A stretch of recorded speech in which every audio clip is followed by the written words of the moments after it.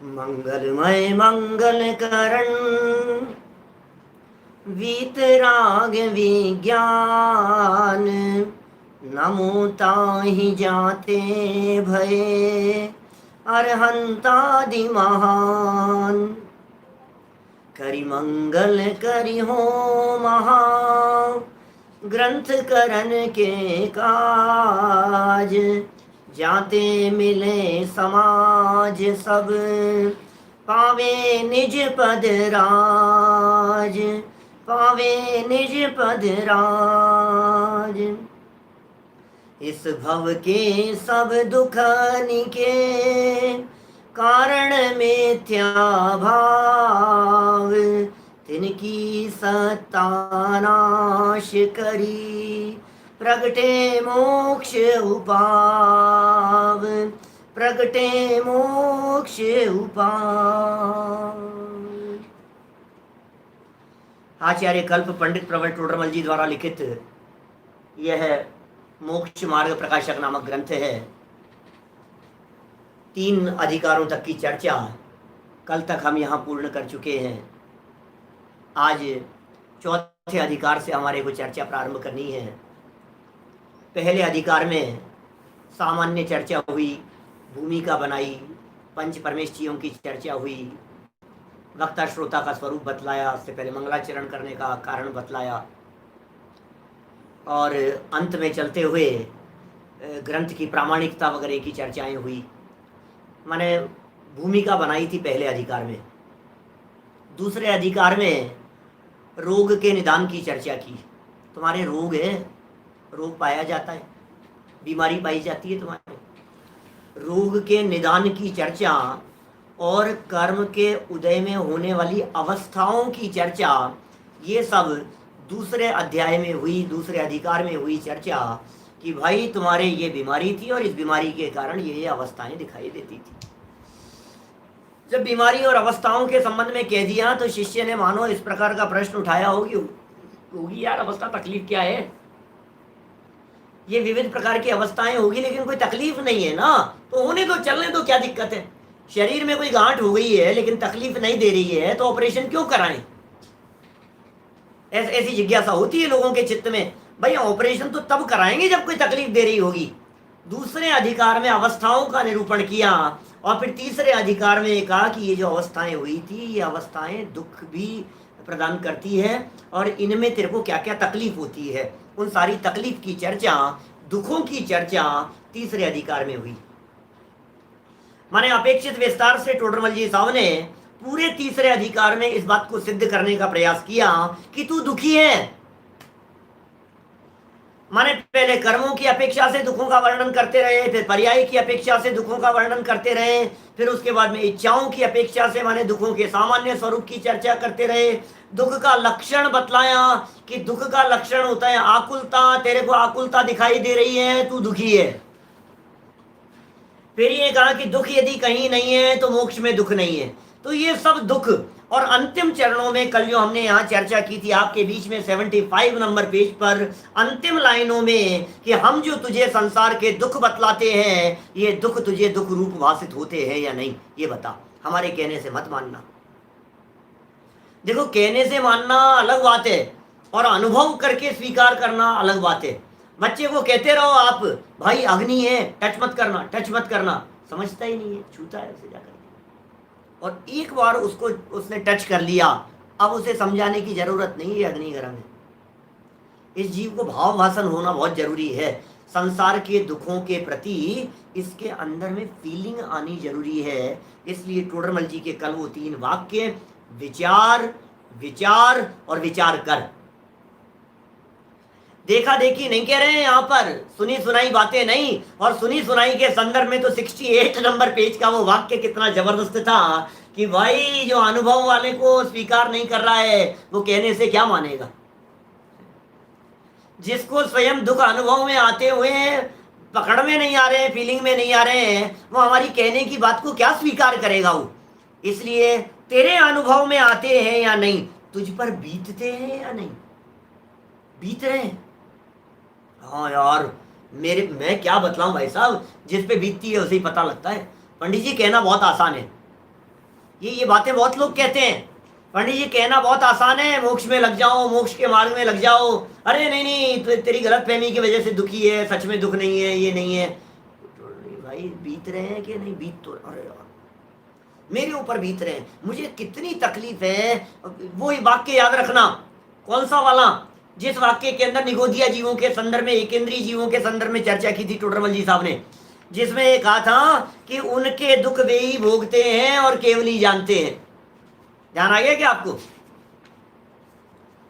उनके दुख, एकेंद्रीय आदियों के दुख वे ही भोगते हैं, 63 नंबर पेज पर चर्चा थी। एकेंद्रीय जीवों के दुख वो भोगते हैं, केवल ही जानते हैं। अब सब पे लगाओ ये बात, हमारे दुख हम ही भोगते हैं और केवल ही जानते हैं। आपके दुखों की चर्चा दूसरा कौन जाने?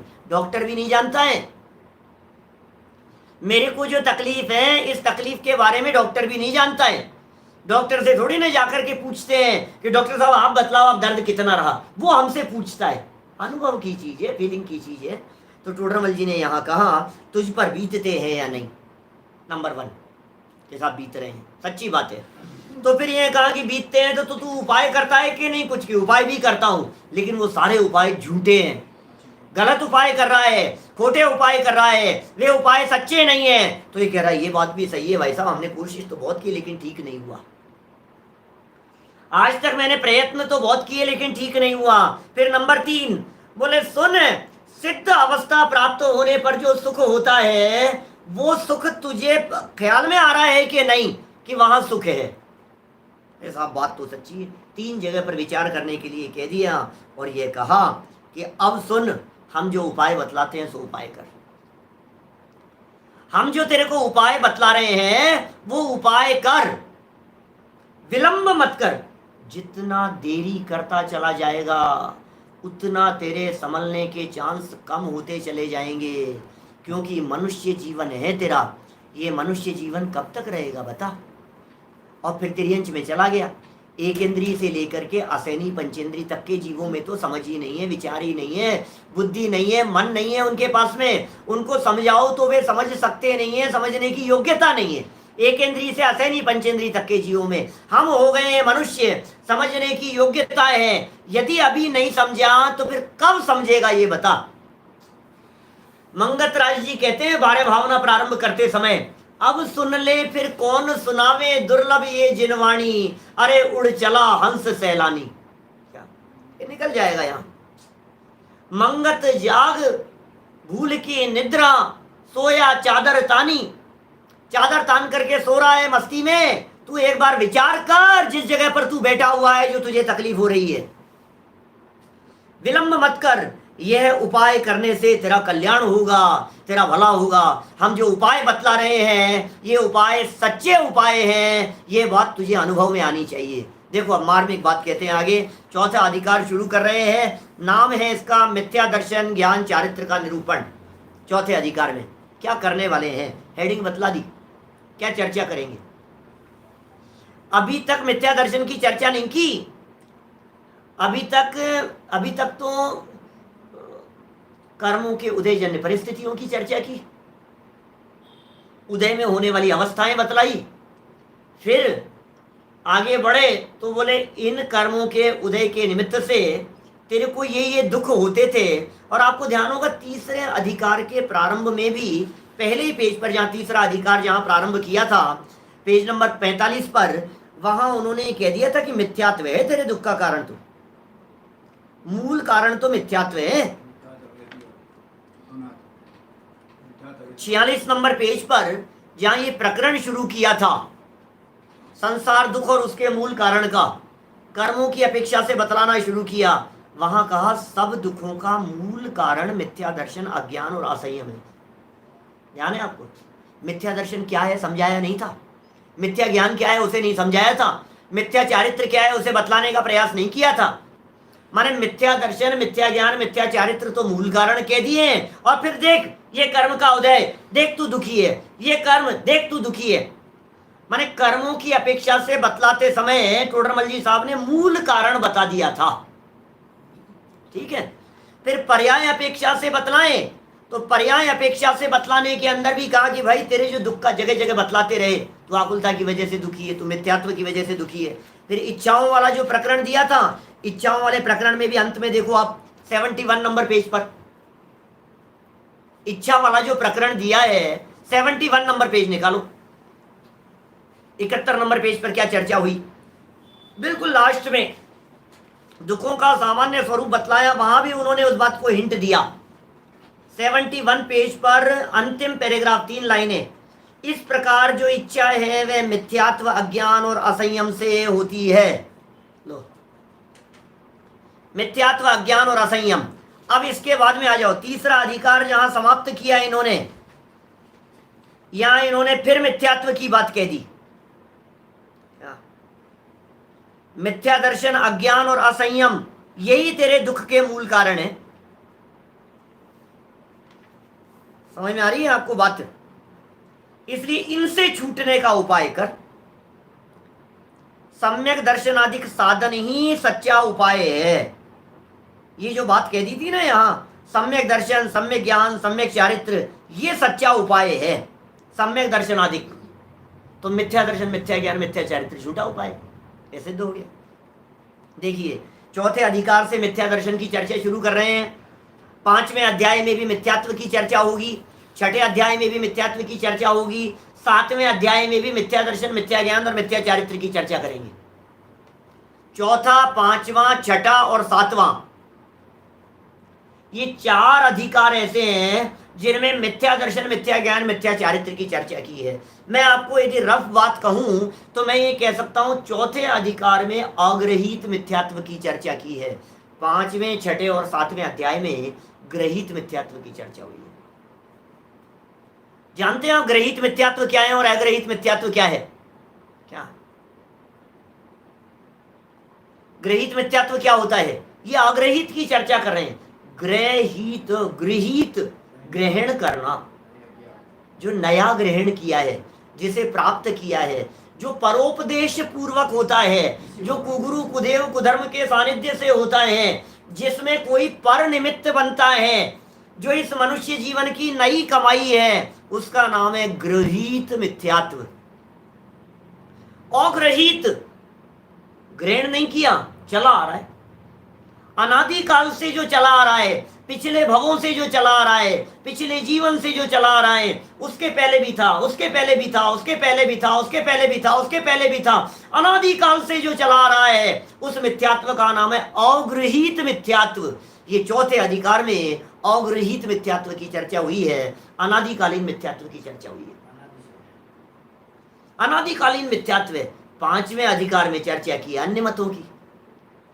वहां जो मिथ्यात्व बतलाया है, ये तूने देवी देवताओं को मानता है, इनको मानता है, हिंदू दर्शन वाले, मुस्लिम दर्शन वाले हैं, समझ रहे हो आप, बौद्ध दर्शन वाले, सांख्य दर्शन वाले, मीमांसा दर्शन वाले, चारवाक दर्शन वाले हैं, अन्य अन्य सब दर्शनों की चर्चा। जैन दर्शन से जितने भिन्न दर्शन हैं, सबकी चर्चा इन्होंने की है 5वें अधिकार में। अन्य मत निरूपण अधिकार, 6ठे अधिकार में चर्चा की जैनियों में जो देवी देवता, यक्ष यक्षिणी आदि जो माने जाते हैं, जैन में जो दिखाई देते हैं, जैन तो नहीं है, मान्यताएं खोटी हैं, लेकिन क्षेत्रपाल की चर्चा हो, चाहे पद्मावती जी की चर्चा हो, चाहे और किसी की चर्चा हो, ऐसी माताओं की चर्चा हो, ये सब 6ठे अध्याय में चर्चा हुई है ग्रहित मिथ्यात्व की। 7वें अधिकार में चर्चा की है ऐसे मिथ्यात्व की जो मिथ्यात्वी जैनी मिथ्या दृष्टि है, जैन होकर के भी मिथ्या दृष्टि बना हुआ है। कैसे? शास्त्र पढ़ पढ़ करके जिसने मिथ्यात्व अपना लिया है, वो चर्चा की है 7वें अध्याय में। 7वें अध्याय में शास्त्र पढ़ने वालों के मिथ्यात्व की चर्चा की है, वो भी ग्रहित मिथ्यात्व। आगम पढ़ करके मिथ्यात्व का पोषण कर रहा है, जिनागम पढ़ करके मिथ्यात्व का पोषण कर रहा है, उनकी चर्चा 7वें में जाकर के हुई। चौथे, अब 5वें और 6ठे को तो छोड़ दो, चौथा और जो 7वां अधिकार है, इनमें बहुत सारे प्रकरण, माने मिथ्या दर्शन का प्रकरण, फिर मिथ्या ज्ञान का प्रकरण, मिथ्या चारित्र का प्रकरण, फिर मिथ्या दर्शन के अंतर्गत 7 तत्व के अन्यथा श्रद्धान। अब वहां 7 तत्व संबंधी भूल दोनों जगह पर है। जब प्रकरण आएगा तो हम विस्तार से चर्चा करेंगे। चौथे अध्याय में बतलाई गई 7 तत्व संबंधी भूल और 7वें अध्याय में बतलाई गई 7 तत्व संबंधी भूल में क्या फर्क है? चौथे अध्याय में बतलाया गया यहाँ मिथ्या दर्शन का स्वरूप और 7वें अध्याय में बतलाया गया मिथ्या दर्शन का स्वरूप, दोनों में क्या फर्क है? हम करेंगे इसकी चर्चा, समय आने पर करेंगे। ये क्यों चर्चा कर रहे हैं मिथ्या दर्शन ज्ञान चारित्र की? ये प्रकरण क्यों यहाँ शुरू हुआ? तीसरे अधिकार के अंत में जब ये कह दिया ये दुख थे, इस प्रकार से तकलीफ थी और ये सुखी होने का रास्ता है, तो ये कह रहा है। देखो मंगलाचरण पढ़ते हैं अपन, यहाँ चौथे अध्याय का मंगलाचरण की चर्चा करते हैं। यहाँ से बात किस तरह की बारीक निकलती है हम वो बात देखेंगे। याद करना, मंगलाचरण रोजाना बोलेंगे।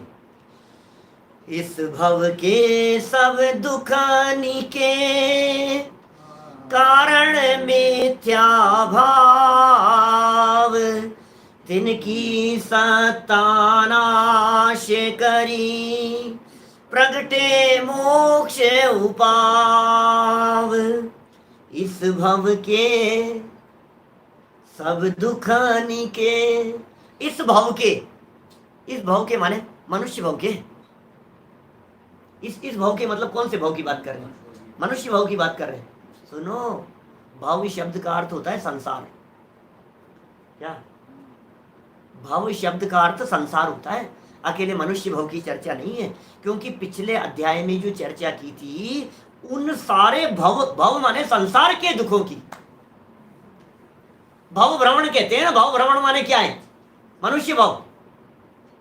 जब हम भव की चर्चा करते हैं तो हमारे को वर्तमान भव ही क्यों दिखाई दे रहा है? जितने भी भव तुमने धारण किए हैं आज तक, उन सब के दुखनी के, दुखों के कारण मिथ्या भाव। और सब शब्द इतना गजब का दे दिया है क्योंकि पीछे जो दुखों की चर्चाएं की है उसमें कई हमारे महारथी लोग इस प्रकार के हो सकते हैं जो ये कहेंगे, महान कई लोग इस तरह के होंगे जो कह रहे यार मेरे को तो कोई तकलीफ नहीं है, मुझे तो कोई तकलीफ नहीं है, माने मैं तो एक इंद्रियों के दुख बतलाए। अब ये बातें ऐसी करता है जैसे कोई कैंसर को देखने वाले डॉक्टर हो। अब वो तड़पते हुए देख तो रहा है लेकिन कितनी तकलीफ होती है उसको फील नहीं कर सकता है। विकलत्रयों के दुख है। अब आपको दुख दिखते तो हैं, अरे देखो आप क्या किया, बेचारों को पानी में बहा दिया, देखो आप तेजाब डाल दिया, तड़प तड़प करके मर गए। अब देख तो लिया हमने, लेकिन ये जो दुख है ये दुख हमारे को खुद अनुभव में नहीं आ सकते क्योंकि हम विकलत्रय नहीं है।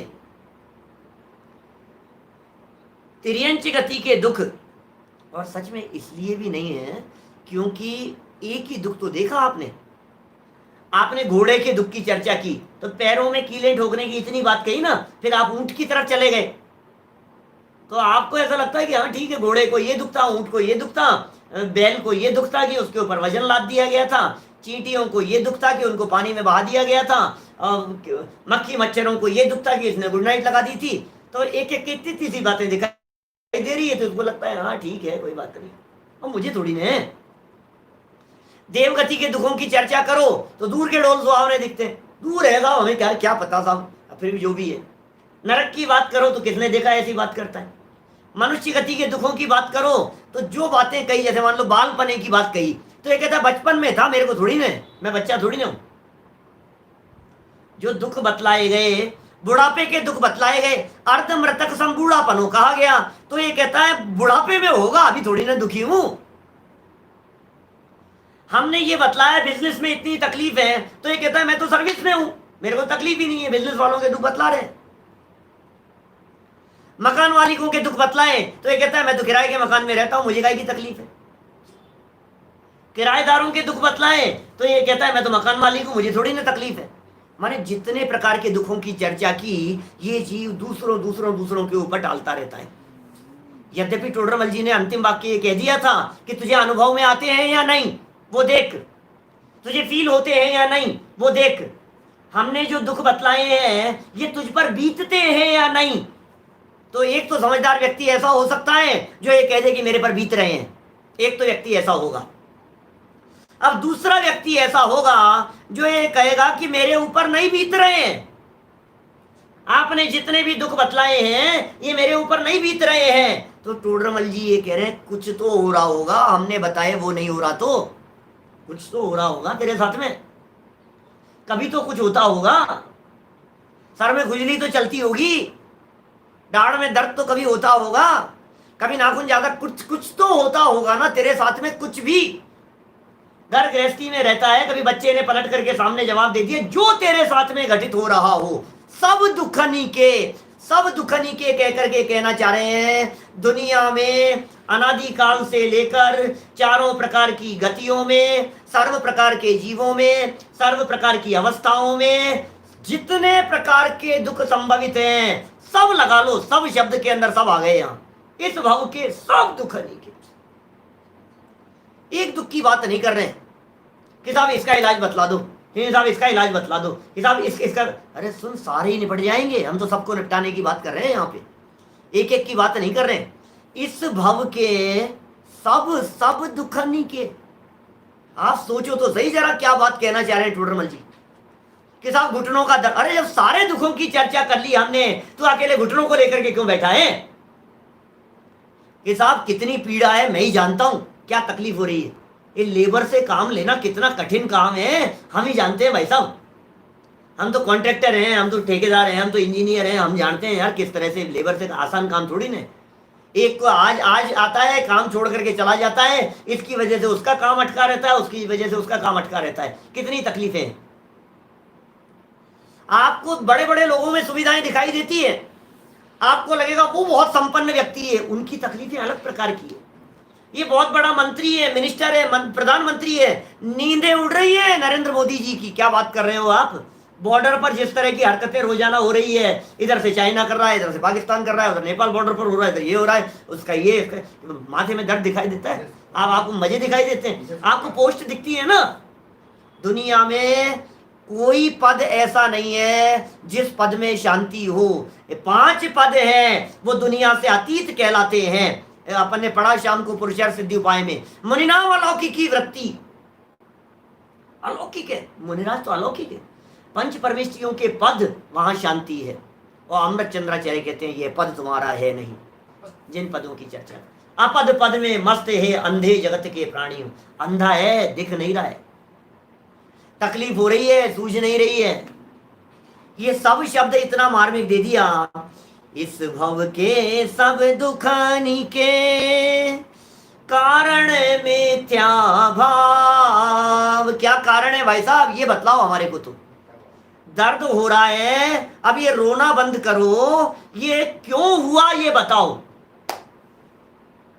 आपके हार्ट की प्रॉब्लम हुई तो हुई क्यों ये बताओ। पड़ा रहता था खा करके, चलता नहीं था बिल्कुल भी, बिस्तरों में पड़ा रहता था, खाया और सोया, खाया और सोया। थोड़ा बहुत चल तो सही, थोड़ी वॉकिंग तो किया कर, थोड़ा घूमा तो कर, थोड़ा साइकिलिंग किया कर, थोड़ा जॉगिंग किया कर, कुछ तो किया कर, थोड़ी एक्सरसाइज तो होनी चाहिए। पड़ा रहता है, कारण पता लग रहा है ना आपको। फिर क्या हुआ, हार्ट की प्रॉब्लम हुई तो डॉक्टर ने बतला दिया थोड़ा सा घूमा फिरा कर। डायबिटीज की प्रॉब्लम हुई, कारण बतलाओ, कारण बतलाओ क्या है। इतनी डायबिटीज कैसे आई तुम्हारे, ये रिपोर्ट के अंदर इतनी डायबिटीज कैसे आई कि साहब ये ऐसा हो गया था। नहीं नहीं, अरे वो तो मैंने बहुत ज़्यादा ऐसा मीठा खा करके किया कि ऐसा किया कि जो भी इन दिनों थोड़ी सी ज़्यादा टेंशन चल रही थी, ऐसा हो रहा था। कारण पता लगना चाहिए, क्योंकि क्या करना है हमारे को, कार्य का उपचार नहीं करना है, कारण हटाना है। कारण हटेगा तो कार्य अपने आप हो जाएगा। तो दुख के कारण बतलाओ। साहब क्या बतलाऊं, मैं इससे दुखी हूं, मैं इससे दुखी हूं, नारायण है, इसकी वजह से परेशान हो गया हूं मैं, गलत फहमी में है, ये नहीं है तेरे दुख का कारण। साफ साफ दिख रहे हैं मेरे को, पलट करके सामने जवाब देते हैं, उल्टा सीधा बोल रहे हैं। इतनी बेइज्जती कर दी साहब उन्होंने मेरी, ये दुख का कारण है कि सुन गलत फहमी में है, ये नहीं है, तू बतला इनसे तेरी क्या दुश्मनी है। कि दुश्मनी तो कुछ नहीं, जरूर कोई ना कोई दूसरा होगा, दूसरा होगा जरूर कोई ना कोई। सोचना गहराई से, दिख रहा है ये और इसके पीछे है कोई और। हम असली कारण तलाशने की कोशिश कर रहे हैं। ये तेरी गलत फहमी है कि तुझे ये दुख का कारण दिखाई दे रहा है। अच्छा मैं ये कह रहा हूं, जो तुझे दुख का कारण दिखाई दे रहा है उसको हटा ले, फिर तो सुखी हो जाएगा ना। बोल, जो सर्वेंट तुझे दुख का कारण दिखाई दे रहा है उसे हटा लिया, अब तो सुखी हो गया ना। अब तो दुख नहीं होगा, अब दूसरा दिखाई देता है। कोई और दिखाई देता है। देखो, कोई व्यक्ति आपको जान से मारने के लिए आ गया, एक सज्जन आए आपके सामने बंदूक तान करके खड़ा है, जान से मारने के लिए खड़ा हुआ है, उससे प्यार से पूछ, भाई मैंने तो तेरे को पहली बार देखा है, मैं तेरे को जानता नहीं हूं, तेरे को पहली बार देखा है, मेरे से क्या दुश्मनी है, मुझे मारने के लिए क्यों आया है? अब देखो, सामने वाले व्यक्ति जो मारने के लिए आया है, अब तू गहराई से विचार कर यहां कि ये जो व्यक्ति मारने के लिए आया है, ये मुझे नहीं मारना चाहता है, इसको किसी और ने भेजा है मारने के लिए। शांति से विचार करता है तो तुझे पता लगता है 3 दिन पहले उसने मुझे जान से मारने की धमकी दी थी। ये जो बंदूक तान के खड़ा है, ये नहीं, तू इसे हटा भी देगा, तू इसे मार भी देगा, तू इसे जीत भी लेगा तो काम नहीं चलेगा, क्योंकि असली तो इसके पीछे बैठा है सरगना, मूल तो वहां बैठा हुआ है। इसको हटा देगा, दूसरे को भेजेगा तुझे मारने के लिए, उसको हटा देगा, फिर तीसरे को भेजेगा तुझे मारने के लिए। तो मूल में तो वो कहते पाप नहीं, पाप की अम्मा, अपराधी नहीं, अपराधी की अम्मा को पकड़ो। जो मूल था ना, जड़, उसको पकड़ने की बात करो। ये दिख रहा है साहब हमारे, अरे ये नहीं है, इसके पीछे कोई और है। थोड़ा एंगल बदल करके देख, सामने कोई व्यक्ति बंदूक तान करके खड़ा हो, बिल्कुल सामने, ये दिखाई दे रहा है, सुन, उसके जस्ट पीछे कोई व्यक्ति ने उसके माथे पे बंदूक रखी हुई है, कोई कारण है। अब क्या करें? थोड़ा सा तू जहां खड़ा है ना, यहां से एंगल बदल, इधर साइड में आ, तुझे वो पीछे वाला दिखाई देगा। उसका इलाज करना है, मूल का इलाज करना है, जड़ का इलाज करना है। समझ में आ रही है बात? ऊपर ऊपर से लिपापोती करने से काम नहीं चलेगा, तह में जाकर के बात करो, बीमारी को जड़ से खत्म करने की बात करो। ऊपर ऊपर बीमारी खत्म भी हो जाएगी। ये एलोपैथी वाले क्या करते हैं, ऊपर ऊपर से दवा देते हैं बीमारी को, और आयुर्वेद जो है वो जड़ में जाकर के बात करता है, नीचे उतर करके बात करता है, गहराई में जाकर के बात करता है। ये कह रहे असली कारण क्या है, ये बता। पीछे भी यद्यपि इस तरह के हिंट देते रहे हैं, असली कारण तेरा मिथ्यात्व था, असली प्रॉब्लम बाहर नहीं है, प्रॉब्लम अंदर है। इसलिए बाहर सुधार नहीं करना है, सुधार यहां करना है। जहां गलती हो वहां मिटाएगा तो काम होगा। और बार बार में ऊपर ऊपर से तुझे अच्छा भी दिखाई देगा, मिटा हुआ भी दिखाई देगा, मिटा नहीं है वो, दोबारा उठ जाएगा। बीमारी यदि जड़ से नहीं मिटी है तो दोबारा उठ जाएगी। टाइफाइड होता है ना, जैसे वैद्य जी क्या करते हैं, अभी अभी ये दाना जो है ना, ये इतना दिख रहा है, अभी वैद्य जी लोग क्या करते हैं, ये नहीं अभी तो इतना उतरा है, अभी तबीयत ठीक दिख रही है लेकिन ठीक नहीं है, हमें पता है अभी। ये कह रहे हैं यहाँ कारण मिथ्या भाव। मिथ्या भाव, गजब गजब के शब्द हैं, टोडरमल जी बड़े चुन चुन करके शब्द देते हैं। मिथ्या भाव, सब दुखनी के कारण। क्या बेटा, दाढ़ में दर्द दुख का कारण नहीं है, चोट लग जाना दुख का कारण नहीं है, पढ़ाई की टेंशन दुख का कारण नहीं है, क्या दोस्तों के द्वारा आप शब्द कह देना दुख का कारण नहीं है, कारण नहीं है, दुख तो है। आप देखिए तीसरे अधिकार में दुख बतलाए, ये दुख है, ये दुख है, ये दुख है, कारण क्या है कि साहब आकुलता दुख का कारण है। सुन सुन सुन, ध्यान देना, आकुलता दुख का कारण नहीं कहा टोडरमल जी साहब ने। कहीं कहीं कारण आप कह दो वो एक अलग मैटर है, भाषा के अंदर बोलचाल की भाषा में आप कह दो दुख का कारण आकुलता है, दुख का कारण इच्छाएं हैं, ये बात आप कह दो बोलचाल की भाषा में। मैं टोडरमल जी की लाइनों की गहराई की तरफ आपका ध्यान आकर्षित करना चाहता हूं। आकुलता दुख का कारण नहीं है, ये क्या बात कह रहे हो, आकुलता दुख का लक्षण है। उठाओ पंक्तियां देखो जरा, आपको पता लगेगा। ये जीव दुखी है कि कैसे पता लग रहा है कि आकुलित है, इससे पता लगता है कि दुखी है। आकुलता दुख है, आकुलता दुख का बोलचाल की भाषा में कह दो, हम भी कह देंगे, व्याख्यान में कह देंगे, प्रवचन में कह देंगे, विद्वान लोग भी कह देंगे, सब कोई दिक्कत नहीं है। दुख का कारण क्या है कि आकुलता दुख का कारण है, बोल दिया जाएगा। लेकिन टोडरमल जी ये कह रहे हैं दुख का कारण अलग है और दुख का लक्षण अलग है। तीसरे अधिकार में दुख का लक्षण बतलाया, दुख बतलाए और दुख का लक्षण माने पहचान का चिन्ह बतलाया।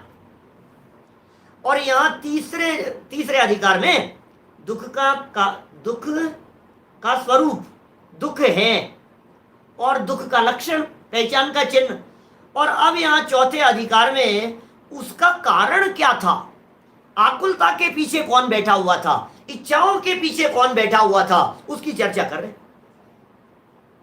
क्या कारण है, इच्छाओं का जनक कौन है, आकुलता का जनक कौन है, आकुलता के पीछे ऐसा कौन है जो आकुलता को दुख का कारण घटित कर रहा है। बोले सुन, मिथ्या भाव। मिथ्या भाव, ये भाव क्या होता है, ये भाव शब्द का अर्थ अकेला भाव नहीं है। भाव शब्द का अर्थ वो भाव नहीं है जो हमारे मन में भाव आ जाते हैं, राग का भाव आ गया, द्वेष का भाव आ गया, कषाय का भाव आ गया, भाव बहुत खराब हो रहे हैं, भाव मत बिगाड़ो, वो भाव नहीं है यहां। भाव शब्द का अर्थ आपके अंतर में चलने वाली जो उथल पुथल है, इसका नाम भाव नहीं है। भाव के मिथ्या भाव, ये भाव शब्द मिथ्यापन का सूचक है। जैसे सम्यक्त्व और सम्यक दर्शन, क्या फर्क है दोनों में बताओ। सम्यक्त्व और सम्यक दर्शन, इन दोनों में क्या फर्क है। मिथ्यात्व और मिथ्या दर्शन, इनमें क्या फर्क है। मिथ्यात्व जो है ना, ये मिथ्यापना, ये मिथ्या भाव, मिथ्या भाव कहें, मिथ्यात्व कहें, ये एक ही बात है। और इस मिथ्यात्व में मिथ्या दर्शन, मिथ्या ज्ञान और मिथ्या चारित्र, ये तीनों गर्भित हो जाते हैं। मिथ्यात्व में 3 है और मिथ्या दर्शन 1 है। मिथ्या दर्शन, मिथ्या ज्ञान, मिथ्या चारित्र, इन तीनों को मिलाकर के एक नाम है मिथ्यात्व। समझ में आ रही है कि बात क्या कह रहा हूं। हमने कहा सम्यक्त्व, सम्यक्त्व की चर्चा की, तो बोले ये सम्यक्त्व माने क्या है। सम्यक दर्शन, सम्यक ज्ञान और सम्यक चारित्र, इन तीनों की एकता का नाम सम्यक्त्व है। तो ये कह रहे हैं मिथ्यात्व, मिथ्या भाव माने मिथ्या दर्शन, मिथ्या ज्ञान और मिथ्या चारित्र इन संसार के दुखों के मूल कारण है, असली कारण है ये। मिथ्या दर्शन, मिथ्या ज्ञान, मिथ्या चारित्र, ये असली कारण है तेरे। इसको पीछे शब्द जो कहे, मिथ्या दर्शन अज्ञान असंयम, मिथ्या दर्शन अज्ञान असंयम, ये तेरे दुख का कारण है। देखो, इस भव के सब दुखानि के कारण मिथ्या भाव, और तिनकी सत्यानाश करी। क्या कह रहे, तिनकी क्या करे, सत्यानाश।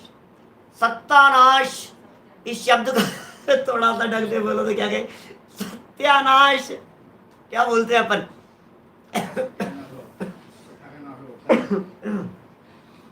तिनकी सत्यानाश कर दिया है। सत्यानाश में जब बोलते सत्यानाश क्या होता है, सत्यानाश हो इसका। किनकी सत्यानाश, किनका सत्यानाश करना है, मिथ्या दर्शन का, मिथ्या ज्ञान का, मिथ्या चारित्र का सत्यानाश करी। इसको करने के बाद क्या होगा, प्रकट होगा मोक्ष उपाव, मोक्ष नहीं। मिथ्या दर्शन, मिथ्या ज्ञान, मिथ्या चारित्र के मिटने से मोक्ष नहीं होगा, मोक्ष का उपाय प्रकट होगा, माने मोक्ष मार्ग प्रकट होगा। समझ रहे हैं आप क्या कह रहे हैं। ये उपाव शब्द क्यों दे दिया। उपाव माने क्या होता है, उपाव माने होता है उपाय, उपाव माने उपाय, और उपाय माने होता है मार्ग, उपाय माने होता है रास्ता। तो मोक्ष उपाव माने मोक्ष का रास्ता, माने मोक्ष मार्ग। मिथ्या दर्शन ज्ञान चारित्र की सत्ता का नाश करके सम्यक दर्शन ज्ञान चारित्र जो प्रकट हुए, ये मोक्ष मार्ग है। सम्यक दर्शन ज्ञान चारित्राणी मोक्ष मार्ग है और मिथ्या दर्शन ज्ञान चारित्राणी संसार मार्ग है। मार्ग है, ये जो एक वचन शब्द का प्रयोग किया है, वो एक वचन यहां मिथ्या भाव शब्द के अंदर गर्भित हो गया। अभी तो ये बड़ी सुंदर चर्चा करेंगे टोडरमल जी साहब नीचे उतर करके, जब श्रद्धा की चर्चा करेंगे, दर्शन शब्द की व्याख्या करेंगे, मिथ्या दर्शन में दर्शन शब्द का क्या अर्थ होता है, तो विशेष खुलासा होगा। बातें बड़ी गजब गजब की है भाई साहब, क्या गहराइयां छिपी हुई है। तिनकी माने किनकी, ये बताओ क्या। इस भव के सब दुखनि के कारण मिथ्या भाव, तिनकी सत्ता नाश करी। किसकी, दुख की सत्ता नाश करने की बात नहीं कर रहे हैं, दुख का कारण मिटा दो, कार्य तो अपने आप हो जाएगा। पंखा चल रहा है, क्या करें बोलो इसको रोकने के लिए? स्विच बंद कर दो कि साहब अभी भी चलता हुआ दिखाई दे रहा है कि तू चिंता मत कर, धीरे धीरे करके सब रुक जाएगा। कि साहब इसका मतलब सम्यक दर्शन ज्ञान चारित्र यदि हो गया मान लो, तो फिर जीव 100% सुखी हो जाता है क्या इनकी सत्ता नाश हो जाने के बाद में? मिथ्या दर्शन, मिथ्या ज्ञान, मिथ्या चारित्र का अभाव हो गया, माने चौथे गुणस्थानवर्ती जीव के मिथ्या दर्शन, मिथ्या ज्ञान, मिथ्या चारित्र नहीं है। चतुर्थ गुणस्थान में मिथ्या चारित्र नहीं है। अब उसे जनागम में अचारित्र शब्द का प्रयोग किया गया है चौथे गुणस्थानवर्ती के लिए। संयमी तो है नहीं वो, चतुर्थ गुणस्थान वाला संयमी तो है नहीं, उसके संयम तो नहीं है, बराबर। तो चारित्र तो अभी दिखाई देता नहीं है उसके। तो जब चारित्र नहीं दिखाई देता है, ऐसे ऐसी चर्चाएं की आगम में, चौथे गुणस्थानवर्ती जीव उसकी विषयों में प्रवृत्ति, बोलो सम्यक चारित्र है या मिथ्या चारित्र है? मैं बारीक प्रश्न पूछ रहा हूं, ध्यान देना क्या कहा है मैंने। चौथे गुणस्थानवर्ती जीव पंचेंद्रिय विषय भोगों में उसकी प्रवृत्ति दिखाई दे रही है, सम्यक चारित्र है या मिथ्या चारित्र है? अब सुनो, बात सुनना गंभीरता से। मिथ्या चारित्र तो कह नहीं सकते हैं क्योंकि मिथ्या दर्शन, मिथ्या ज्ञान नहीं है। खुलासे होंगे भी आगे, विशेष चर्चाएं करेंगे अपन। मिथ्या दर्शन, मिथ्या ज्ञान नहीं है, इसलिए चारित्र को मिथ्या चारित्र तो नहीं कह सकते। तो विषय भोग भोग रहा है वो, सम्यक चारित्र कहोगे कि नहीं? क्या बात कर रहे हो? सुनो, माने उसकी भोगों में प्रवृत्ति को सम्यक चारित्र कहने की हिम्मत नहीं हो, कैसे कहें उसको सम्यक चारित्र? सम्यक चारित्र विषय भोगों को सम्यक चारित्र कहेंगे क्या? नहीं हो सकता है। तो फिर क्या कहें? मिथ्या है नहीं चारित्र, सम्यक चारित्र है नहीं, तो जनागम में एक शब्द दिया उसके लिए, अचारित्र। क्या अचारित्र है वो, चारित्र नहीं है, ये समझ लो। अनंतानुबंधी के अभाव जन्य चारित्र सम्यक्त्वाचरण चारित्र कहकर के पुकारा है उसे कुंदकुंद स्वामी ने। हमने पहले भी चर्चा की थी, धवला में भी सम्यक्त्वाचरण चारित्र शब्द का प्रयोग किया गया, स्वरूपाचरण चारित्र शब्द के प्रयोग मिलते हैं। तो अभी ये सम्यक्त्वाचरण चारित्र है चतुर्थ गुणस्थान में, मिथ्या चारित्र नहीं है। यहां जो इन्होंने बात की, तिनकी सत्ता नाश करी, माने मिथ्या दर्शन, मिथ्या ज्ञान और मिथ्या चारित्र की सत्ता नाश हुई है, दुखों की सत्ता नाश नहीं हुई है, क्योंकि मूल तो दुख चला गया, ये समझ लो आप। अभी भी सम्यक दृष्टि ज्ञानी जीव जितनी जितनी आकुलता होगी ना, मूल तो चला गया, अभी थोड़ी देर तक चलेगी उसके। सम्यक दृष्टि रामचंद्र जी दुखी थे कि नहीं थे, ये बताओ? सीता का अपहरण करके जब रावण उठा करके ले गया तो वे दुखी थे या नहीं? बोलो, दुखी थे? क्या बात कर रहे हो आप? अब मिथ्या दर्शन, मिथ्या ज्ञान, मिथ्या चारित्र नष्ट हो गया, अब भी दुखी थे कि हाँ अभी है आकुलता। ये भी कैसे आकुलता रह गई साहब, जब इनकी सत्ता का नाश हो गया, मिथ्या दर्शन, मिथ्या ज्ञान, मिथ्या चारित्र चले गए, अब वे दुखी क्यों हैं? अब वे रावण के साथ में युद्ध क्यों कर रहे हैं? सम्यक दृष्टि, क्षायिक सम्यक दृष्टियों की बात कर रहा हूं, अब दुखी क्यों है? सुनो, अभी ये दुखी है नहीं, अभी ये दुख मिट रहा है, ये थोड़े समय तक चलेगा। ये हमारे पंडित संतोष जी झांझरी जी साहब कहा करते थे, ये जो मिथ्या दर्शन, मिथ्या ज्ञान, मिथ्या चारित्र है ना, ये संसार में रहने का किराया है। मिथ्या दर्शन, मिथ्या ज्ञान, मिथ्या चारित्र, समझना, मार्मिक बात कह रहा हूं, वस्तु स्वरूप स्पष्ट होगा आपको अभी। मिथ्या दर्शन, मिथ्या ज्ञान, मिथ्या चारित्र ये संसार में रहने का किराया है। किराया देना बंद कर दिया, अब क्या होगा बोलो? निकाल दिया जाएगा संसार से, पक्का है ना? किराया देना बंद कर दिया तो अब निकाल दिया जाएगा ना।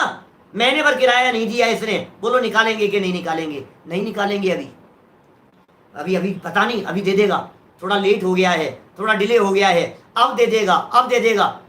ख्याल में आ रही है विजय भाई मेहता? बोलो आबू धाबी से, बोलो ख्याल में आ रही है बात क्या कह रहे हैं?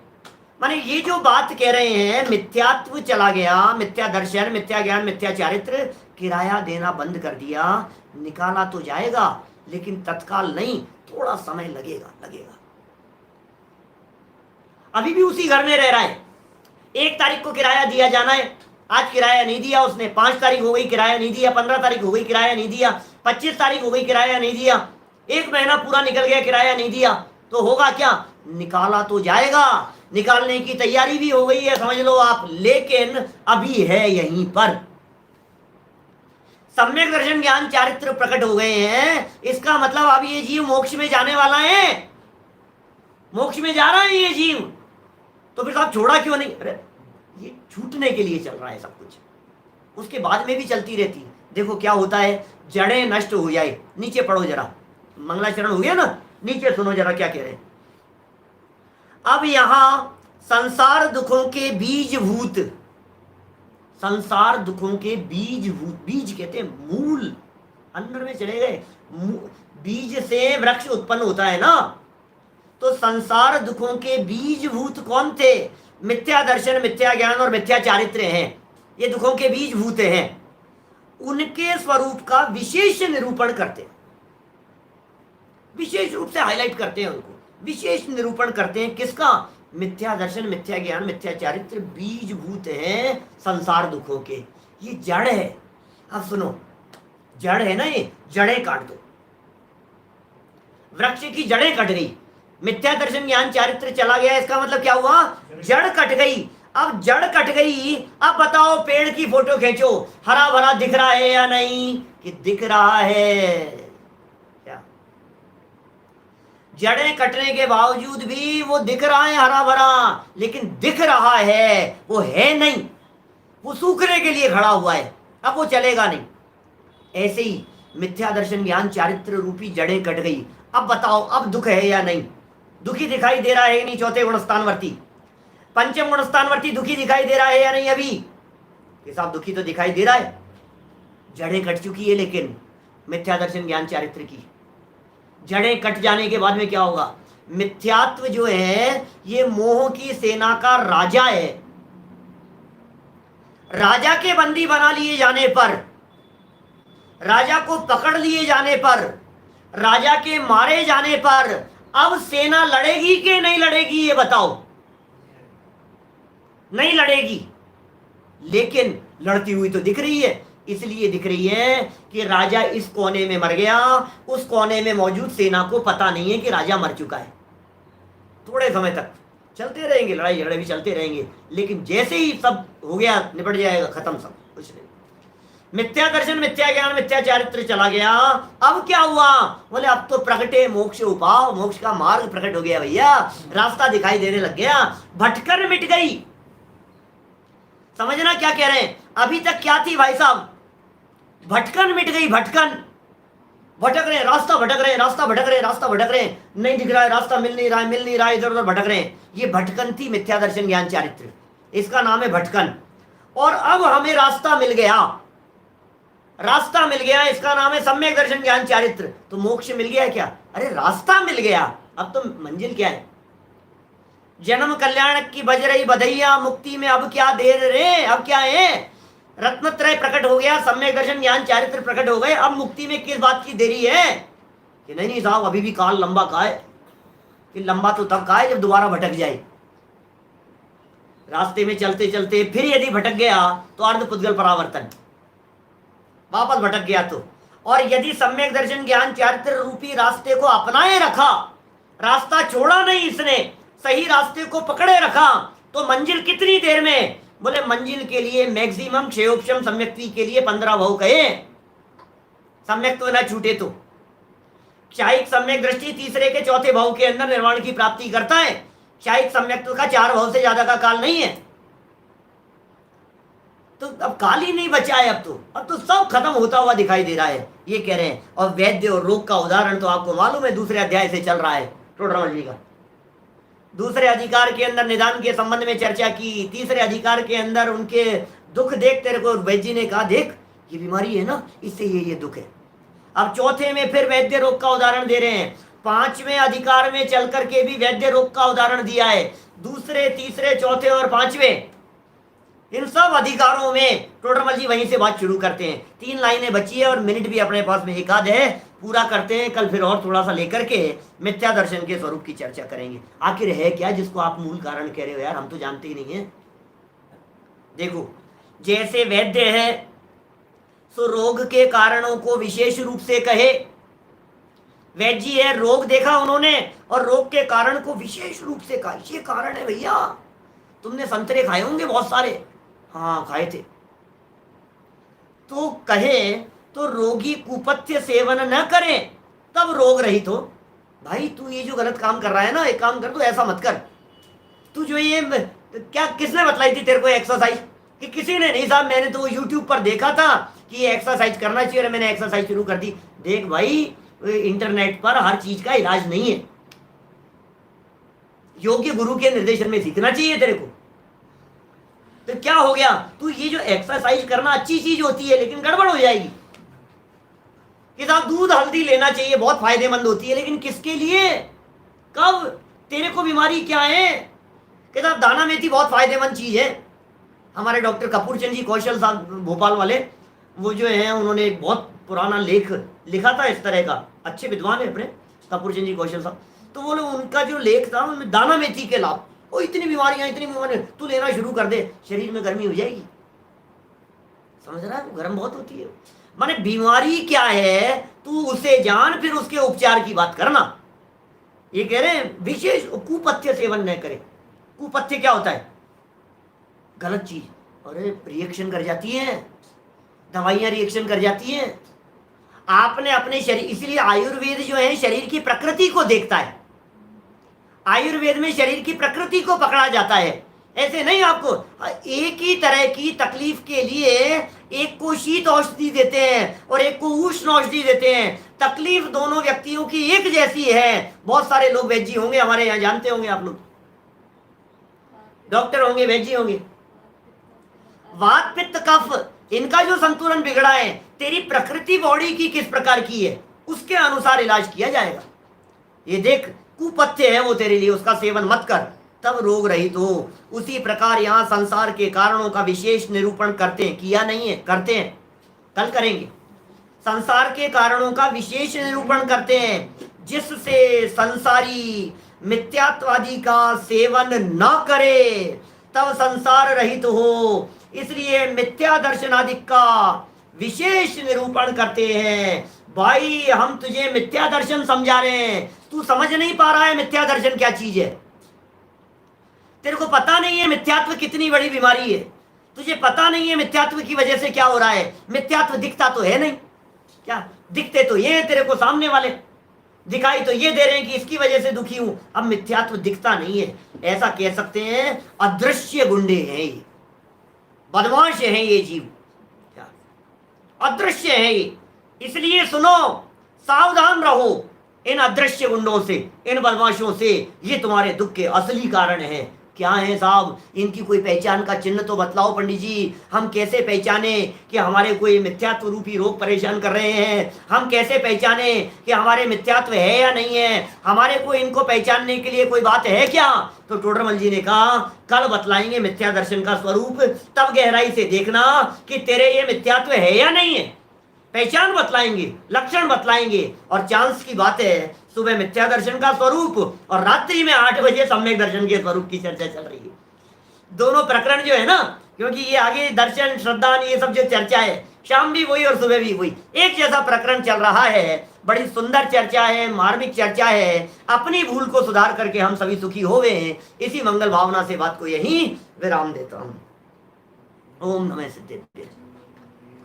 निज निधि निज में बताई यह अनंत उपकार है, उसके लिए जिन वाणी माँ को वंदना शत बार है, वंदना शत बार है।